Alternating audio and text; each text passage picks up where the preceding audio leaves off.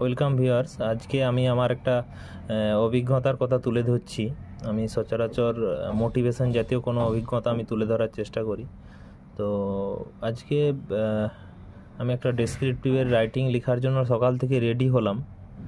তো রেডি হওয়ার সঙ্গে সঙ্গে আমি কিন্তু লেখাটা কমপ্লিট করতে পারলাম না আর কি। তখন আমার খুব দুঃখ হচ্ছিলো যে লেখাটা কমপ্লিট করতে পারলে ভালো হতো, কারণ আমি যেখানে উত্তরপত্রটা পাঠাই রাত 12টার মধ্যে পাঠালে বা আগে পাঠালে ভালো হয় আর কি।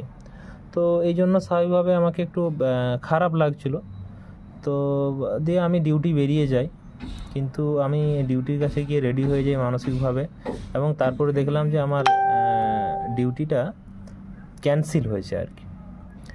তো ক্যান্সেল হওয়ার সঙ্গে সঙ্গে আমি খবর পেলাম যে আমার ডিউটি পরে আছে, এবং পরে ডিউটি হলে আমাকে জানানো হবে আর কি। সেই সুবাদে আমি রুমে চলে এলাম, এবং রুমে এসে প্রথম যখন সামারিটা পড়ি আমার খুব কঠিন মনে হলো, খুব কষ্ট মনে হচ্ছিল। প্রায় ম্যাক্সিমাম ওয়ার্ডের মানে আমার জানা ছিল না। তো আমি ডিকশনারি ইউজ করে, মোবাইলের ডিকশনারি ইউজ করে ওগুলো আলাদা করে মানেগুলো লিখলাম, এবং তারপরে আমি খুব সহজেই কিন্তু সামারিটা লিখতে পারলাম। কিন্তু কাল থেকে মনে হচ্ছিলো এই সামারিটা আমি লিখতে পারবো না, কিছুই করতে পারবো না, সময়ও পাচ্ছি না। তো এই সঙ্গে সঙ্গে আমার একটা জিনিস খুব মনে পড়লো, ওম শান্তি ওম বলে একটা ডায়লগ, যে किसी चीज़ को आप शिद्दत से चाहोगे तो उसे मिलाने के लिए हर कायनात যে লাগ যাতা है। অর্থাৎ আপনি কোনো জিনিস যখন মন থেকে চাইবেন তখন দেখবেন আপনার সব কিছু পরিবেশ কিন্তু অনুকূল হয়ে যাচ্ছে।